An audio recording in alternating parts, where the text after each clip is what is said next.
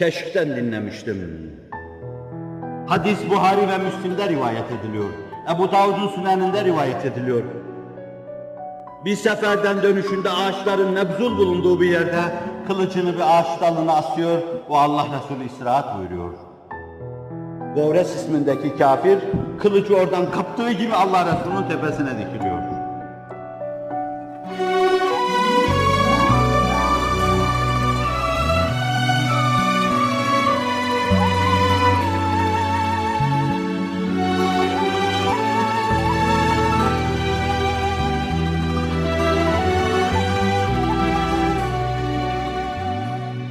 Keşf diyor ki, Schopenhauer bu vakayı nakleder ve Resulullah'a karşı hayranlık duyardı. Bu ne müthiş cesaret, bu ne yürektir diyor Schopenhauer, Hz. Muhammed'de sallallahu aleyhi ve sellem. Adam başına dikildiği zaman, şimdi seni benim elimden kim alacak? Seni benim elimden kim alacak? Hiç tereddüt etmeden, avazı çıktığı kadar Allah Resulü bağırıyor. Allah! Allah! Allah!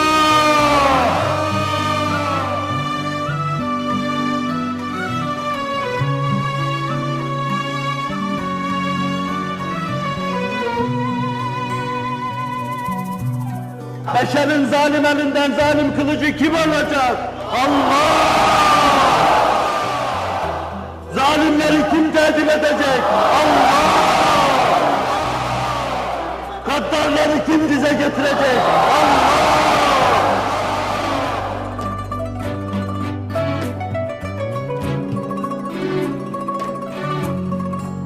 Allah diyor. Bu ne cesaret? Bu ne şecaat-i kutsiye? Karşısında galip görünen adam sarsılıyor. Elinden kılıç düşüyor. Allah Resulü alıyor. Şimdi seni kim kurtaracak? Şimdi seni kim kurtaracak?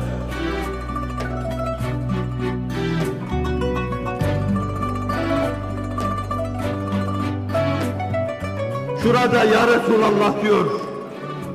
İyi ve kötüden kötüsü sen olma diyor. Adamın lafına bakın. Bir iyi bir de kötü var. Bu iyi ve kötü taksiminde kötü sen olma ya Resulallah diyor. O kötülük bana yaraşırdı. Kılıcı koyuyor, diz geliyor Allah Resulü'ne. Müslüman olmasa bile teslim oluyor. Kavmine döndüğü zaman diyor ki, ben insanlığın en hayırlısının yanından geliyorum. Ben insanlığın en hayırlısının yanından geliyorum.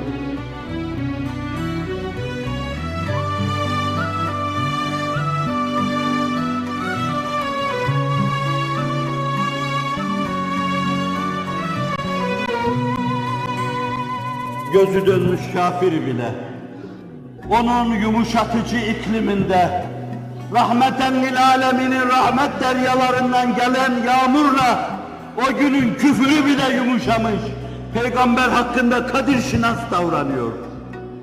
Onu zevceleriyle, onu tasarruflarıyla, onu değişik halleriyle, bugün tenkit ettiği gibi tenkit etmiyor. Demek ki, demokrasi yamaçlarında yetişse bile insan, demokratik düşünceye ulaşamayan insanlar var.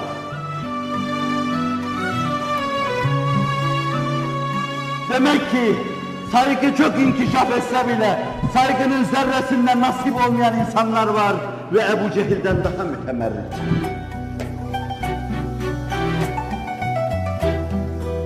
Gavres kafiri diyor ki, ben insanlığın en hayırlısının yanından geliyorum.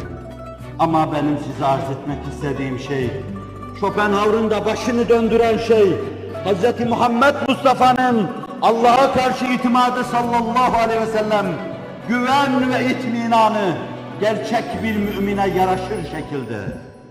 Zira iman teslimi, teslim tevekkülü, tevekkül saadet-i dareyni netice verir.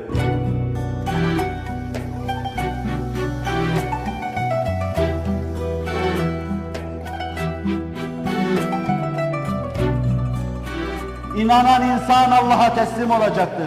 Teslim olunca tevekkül edecektir ve tevekkül edince de dünya ve ukva saadetine Hz. Muhammed Mustafa yolunda olanlar gibi sallallahu aleyhi ve sellem kıyamete kadar arkasından şu anda bile ona hayranlığıyla işleri akıp giden onun genç cemaati, 20. asırda arkasında saf bağlayanlar gibi ciddi bir güven ve emniyet içinde Allah'a teslim olacak, Allah'a tevekkül olacak ve huzuru bulacaklar.